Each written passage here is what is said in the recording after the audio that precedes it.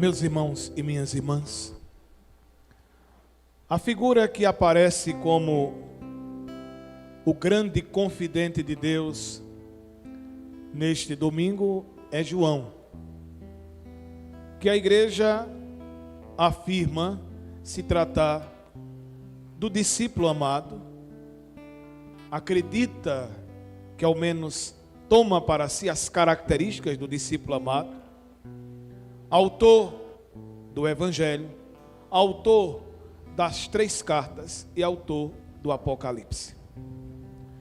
Então, no mínimo, João está aqui presente na segunda leitura como uma figura importante e no Evangelho, porque ambos os textos são atribuídos a João. Quem é este João? Ao mesmo tempo, presbítero. Presbítero é uma palavra que aparece como figura, que não há muita clareza da distinção da figura do sacerdote para aquele que exerce a função de sumo sacerdote, o bispo. No início do cristianismo ainda não havia essa distinção de forma tão clara. Mas aquele que o Senhor elegeu como apóstolo, membro do colégio dos 12, nem todos que pertenciam ao grupo dos 12 eram apóstolos, e vice-versa.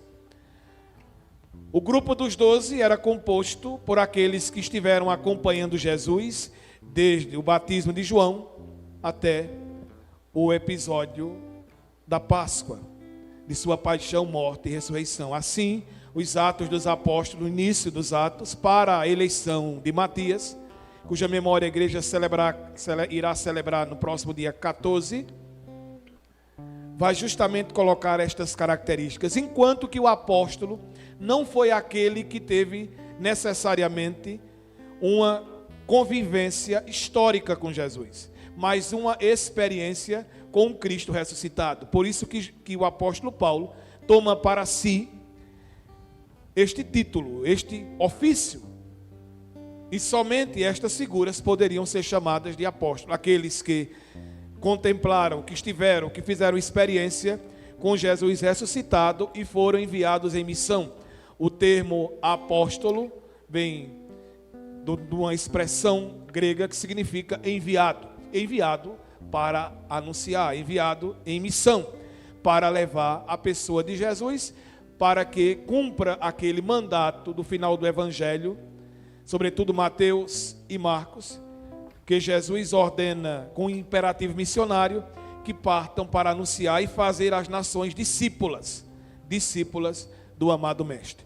Mas esse aqui se trata de João, presbítero. Presbítero é ancião. E vejam que a tradição bíblica coloca este João como o mais jovem do grupo. E esse mais jovem se tornou mais velho, não pela contagem de anos, mas pela condição de consagrado, pela missão que Deus lhe confiou. O sacerdote não é um ancião necessariamente pela contagem de anos, mas é um ancião que é feito ancião pela consagração, por ser a ele imputada uma autoridade, um serviço, um ministério que transcende os limites de sua idade.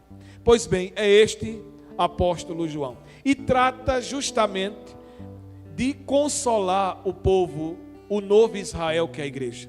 O Apocalipse não é essa literatura que muitas vezes as pessoas querem interpretar como sendo um livro enigmático, repleto de sombras, que fala simplesmente do fim dos tempos, que quer causar temor,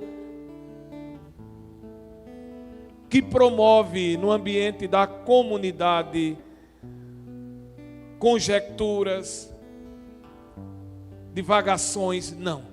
O Apocalipse está para consolar a igreja que vive um tempo terrível de perseguição debaixo da autoridade de Nero e Domiciano. 2 grandes imperadores que foram terríveis no tocante ao cristianismo. E o que o apóstolo está dizendo a esta comunidade que está debaixo de vara, que está sofrendo com a chibata, é que esta comunidade precisa crer naquilo que nosso Senhor, no cenáculo, exortou: coragem, eu venci o mundo. O cristão é um sujeito, é um ser que já nasce vencedor. O cristão nasce no útero da igreja, recebe o banho das luzes, a água que é o Espírito Santo, recebe a vida divina e já recebe esta vida divina consciente que é vitorioso, que Cristo já venceu e que o aguarda também a vitória. Por isso que o texto do Apocalipse apresenta a imagem do dragão, a imagem da besta. O dragão aparece aqui, é Satanás, a besta, a representação do Império Romano. A estrita estrutura que busca tolher, perseguir, destruir, silenciar. Como Jesus entrando solenemente em Jerusalém, aquelas autoridades religiosas ordenam para que ele mande que todos se calem. E Jesus anuncia profeticamente o que se dará no futuro com a Páscoa e com Pentecostes. Se eles se calarem, as pedras gritarão. O edifício vivo que é a igreja, assim interpretado pelo apóstolo Pedro em sua epístola, irá exortar, irá exultar, irá glorificar, irá reconhecer o tempo da visita de Deus. Pois bem, aparece aqui também essa expressão e esta grande revelação. Claro, a revelação foi concluída com Apocalipse. O termo Apocalipse quer dizer revelação.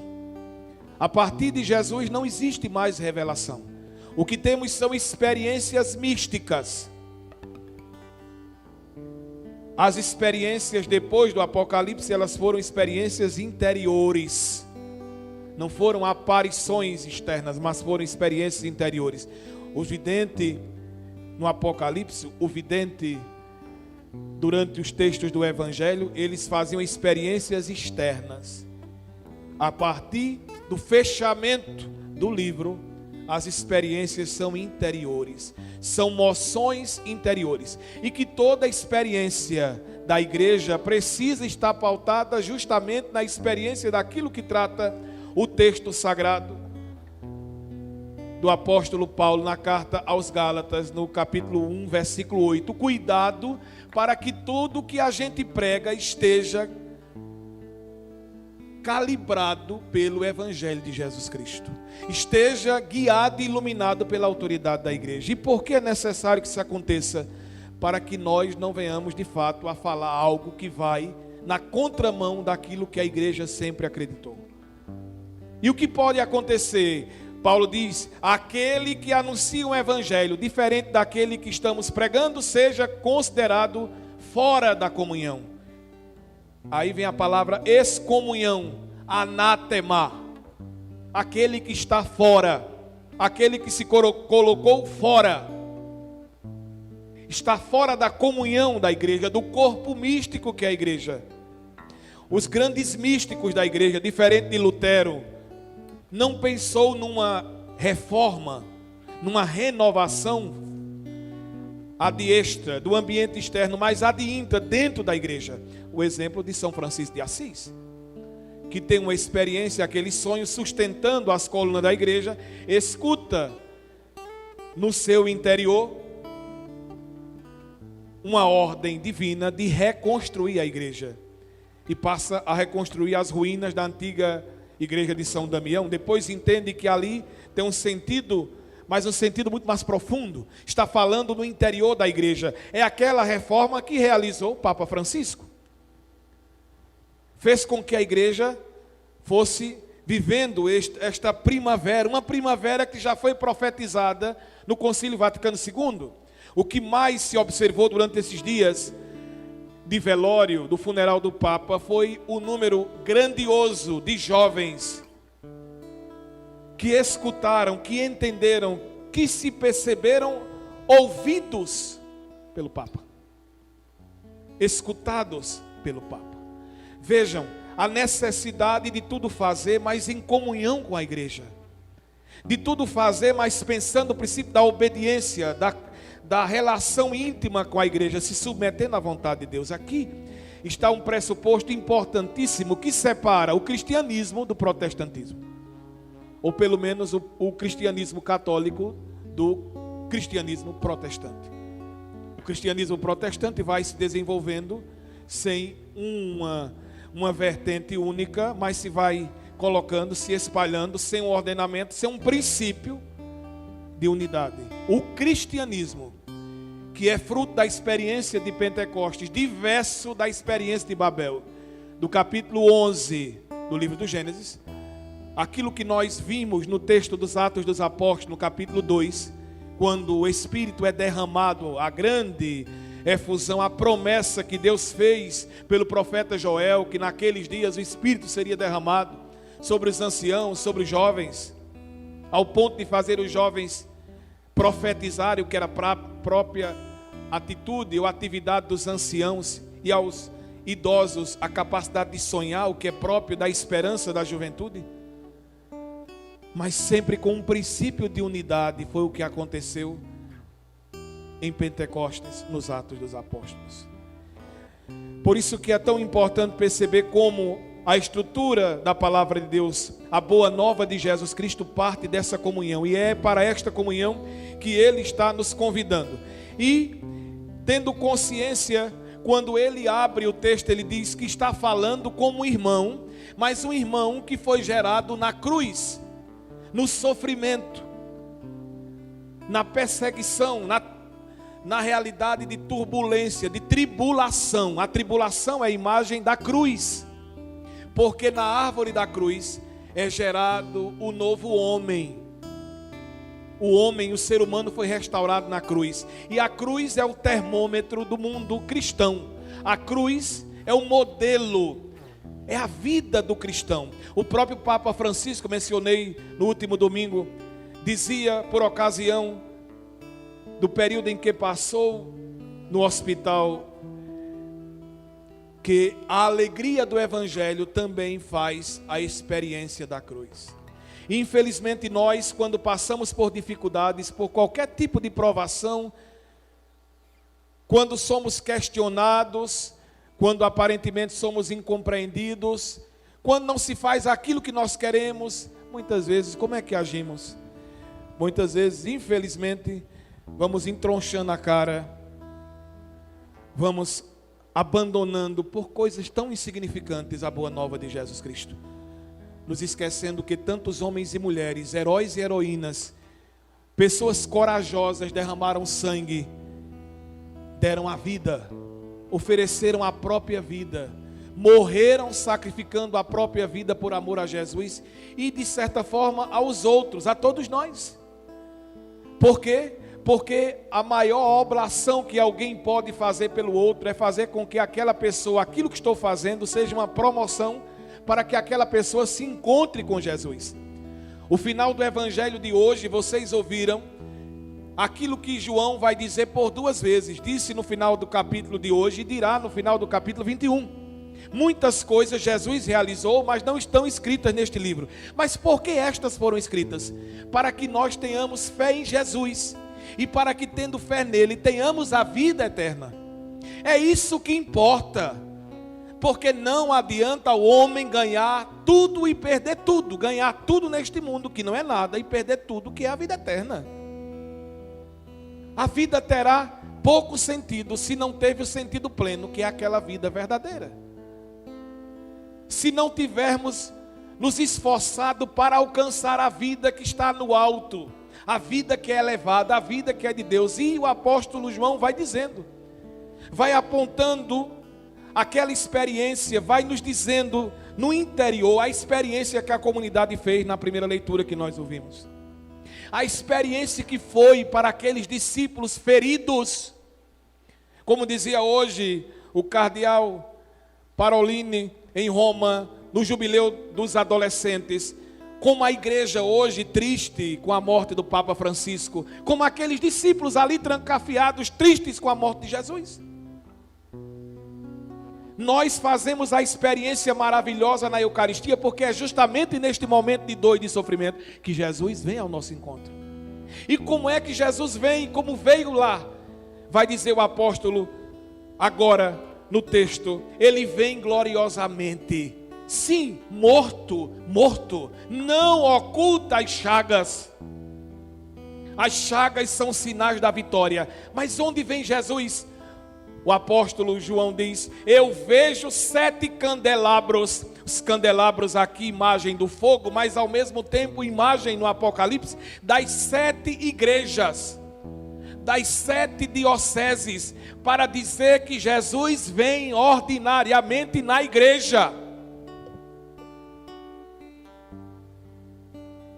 E no meio da igreja, no meio dos candelabros da igreja, das chamas das velas, como as chamas que vão estar sobre a cabeça dos discípulos em Pentecostes, daqueles homens e mulheres em cenáculo, clamando que Deus cumprisse a promessa que Jesus fez, e que outrora fez o Pai pela boca dos profetas.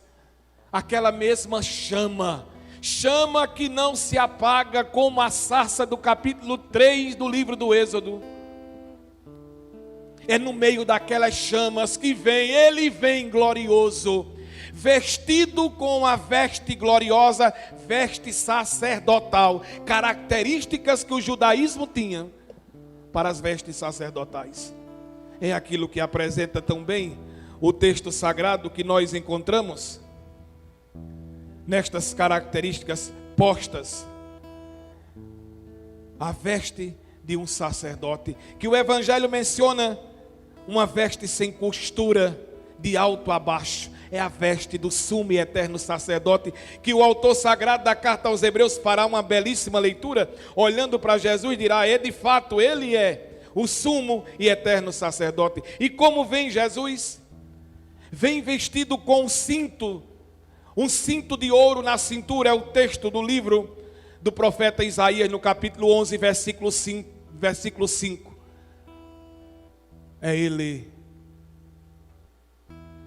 com um cinto de ouro na cintura. Cabelos brancos, indicando que ele é eterno. Olhos de fogo, porque o Salmo 138 diz que Deus perfura, alcança, toca o íntimo do homem. O ser humano é sondado por Deus, é passado pelo avesso, é passado a branco, é passado a realidade total. O ser humano é colocado a limpo diante de Deus. Diante de Deus, nos colocamos como somos. Deus nos conhece, a ponto de Jesus dizer que até os cabelos da cabeça estão todos contados. Tamanha intimidade e tamanho conhecimento do Senhor. E aqui diz: e parece um homem, um ser humano. Aqui uma referência ao texto belíssimo do profeta Daniel, do capítulo 7, versículo 13. Eu vejo, é como um filho de homem que vem gloriosamente sobre as nuvens. Sim, ele tem a matéria humana, mas esta matéria está glorificada, espirituada, capaz de atravessar paredes.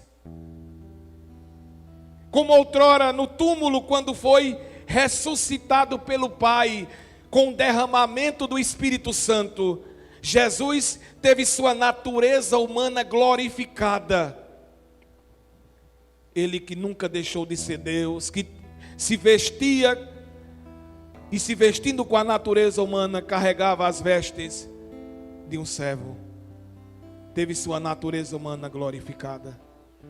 Ao ser glorificado na ressurreição, como pedra que outrora foi esquecida, rejeitada na cruz, na ressurreição, pedra glorificada, posta no lugar principal, como que evaporou dos panos, os panos ficaram intactos. Jesus saiu deste mundo, entrou na glória do Pai, e agora aparece glorioso, diante do vidente, diante do presbítero, do sacerdote, do apóstolo João, que está ali para testemunhar, para ser testemunha de Cristo e convidar a comunidade a fazer esta experiência corajosa Testemunha vem de uma palavra martiria do grego, quer dizer dar a vida, derramar o sangue, oferecer-se, sacrificar-se por amor a Jesus, entregando a própria vida por amor a Jesus. Meus irmãos e minhas irmãs, e de fato, esse grande convite que nosso Senhor nos faz no capítulo 10, versículo 39b do Evangelho de São Mateus, quando Jesus questiona se os discípulos serão capazes de participar de seu sofrimento, de sua paixão. Eles querem entrar na glória, eles pedem para participar da glória de nosso Senhor, de sentarem-se em tronos para julgar as tribos de Israel, para governar, para participar de sua glória, do seu reino. Mas para entrar no reino é preciso participar antes da cruz. Para participar da glória é preciso ter a coragem de viver neste mundo, de passar por dificuldades, porque para Cristo este foi o caminho. Recordemos no capítulo 24 de Lucas, no caminho de Emaús, quando Jesus começa a recordar aos discípulos de Emaús que era necessário que o Filho do Homem passasse pelo sofrimento. Jesus, quando questiona os discípulos: vocês são capazes de beber do meu cálice, de receber o batismo que eu vou receber? Eles dizem sim, sem a mínima consciência do que estão dizendo. E Jesus diz: sim, vocês beberão do meu cálice, vocês receberão o meu batismo. Meus irmãos e minhas irmãs, se nós queremos entrar na vida de Deus, se nós queremos estar extasiados com toda esta experiência, necessariamente nós precisamos passar por esta condição. E sabemos que esta condição do sacrifício de Cristo, e que a igreja, diz Paulo, é convidada como corpo místico de Cristo a se imolar, a tentar completar. Se faltou algo ao sacrifício de Jesus, que nada faltou, faltou a nossa parte. Essa parte que é nossa, da igreja, da eclésia. Nós somos convidados a completar em nós, a carregar em nós, a compartilhar das chagas de Jesus em nós, para termos parte com Ele. Porque somente reconhecendo suas chagas, a exemplo de Tomé, o incrédulo, poderemos ser tornados fiéis. Porque nós sabemos sim que a profecia belíssima do texto de Oséias, que questiona no capítulo 13, versículo 14, falando da ressurreição de Jesus no pós-morte, Oséias diz: ó morte, onde está a tua vitória? Onde está teu aguilhão? A morte tinha um poder total. Jesus submeteu a morte. É isso que vai dizer o Apocalipse. É isso que João está dizendo. Não devemos temer o sofrimento, porque, como comecei dizendo, nós já temos a certeza da vitória. Porque em Cristo somos mais que vencedores. Porque Ele venceu o mundo e nós também precisamos ter coragem. Porque se formos revestidos da glória de Cristo, que é o Espírito Santo, se vivermos de fato conscientes do batismo, do compromisso batismal que fizemos, se deixarmos que o Espírito Santo haja em nós na docilidade daquele poder que nos foi dado na crisma, se alimentarmos a cada domingo, e recordem que a liturgia deste domingo, toda ela fala sobre a importância do preceito dominical. Seja os Atos dos Apóstolos, onde a comunidade estava reunida e naquele dia ouvia a palavra, celebrava a Eucaristia, dava suas ofertas, vivia a caridade. Seja o texto do Salmo que diz que este dia foi que o Senhor fez com sua morte e ressurreição para nós, e assim podemos exultá-lo e exaltá-lo. Seja o apóstolo João ao dizer que neste dia nosso Senhor apareceu gloriosamente no meio dos candelabros da sua igreja. Seja o texto do Evangelho em que o autor sagrado menciona a aparição de Jesus no primeiro dia da semana, e 8 dias depois, no domingo, mais uma vez, porque a cada domingo nosso Senhor vem ao nosso encontro na palavra e na Eucaristia. Meus irmãos, não existe domingo se não é na Eucaristia. Porque Domingo significa dia do Senhor. E não é do Senhor se não for da Eucaristia. E não é do Senhor se não for assistido pela palavra. E não é do Senhor se não tivermos ao início pedido perdão. Se não tivermos cantado a sua glória. Se não tivermos cantado os seus louvores. Não terá sido o dia do Senhor. Porque Deus é o princípio e o fim. Como o texto nos diz, primeiro e oitavo, começa e termina. Dele parte, para ele se dirige todas as coisas. E se nós queremos viver bem, é preciso vivermos esta comunhão. Vamos pedir hoje a Nossa Senhora da Glória, Mãe de Deus e Nossa Mãe, aquela presente, Mãe da Igreja, presente em Pentecostes, mas que aguardou na esperança a boa notícia da ressurreição, sem procurar no túmulo entre os mortos aquele que vive para sempre.